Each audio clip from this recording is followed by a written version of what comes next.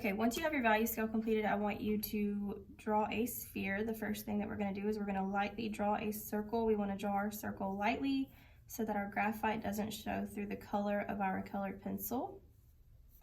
Once you have your circle drawn, you need to figure out where your light source is coming from and where your cast shadow and highlight will be. Okay, once we have that information, I want to start with my lightest color. Just because the color that you start with first is going to be the color that is more prevalent in a colored pencil drawing. You can do a test on the side. If you press down really hard with your lightest color, and then you take your darkest color and you press down really hard in another area and you color a little swatch there. If you color over the red with your darkest color, pressing down just as hard, and you color over your darkest color with your lightest color, you should be able to tell that the color that was placed on the paper first was the one that showed through the most, the one that was had the most strength. Okay, I just wanted you to know that information. That's why we are starting with our lightest color. So I'm going to take my red, I'm going to draw a light circle here. That's where my highlight is going to be since it's closest to my light source.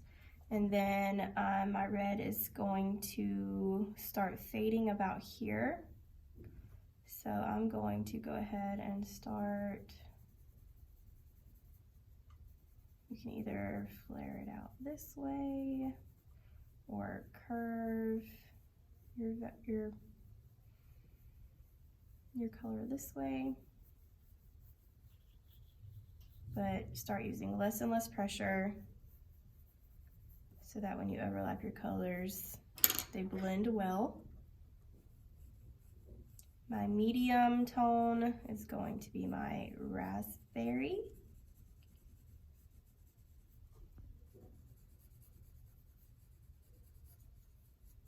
I'm gonna turn my paper. It's easier to color in this direction for me. My hand is used to curving in this direction, so it's easier for me to do this. And then I'm gonna end it with my violet. Remember, we should have that reflected light near the rear of our sphere.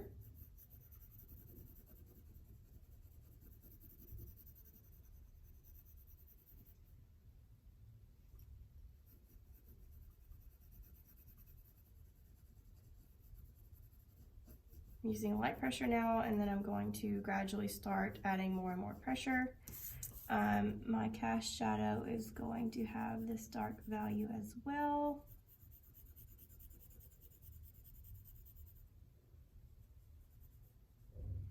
Remember, the darkest line will be directly underneath your sphere, so you can even grab a black to go over that to darken that value up. My cast shadow is going to gradually get lighter the further that we get away from our sphere. And for my highlight, I think I'm going to actually use a yellow, but I'm going to go ahead and speed up the video so you can watch the process of creating this sphere.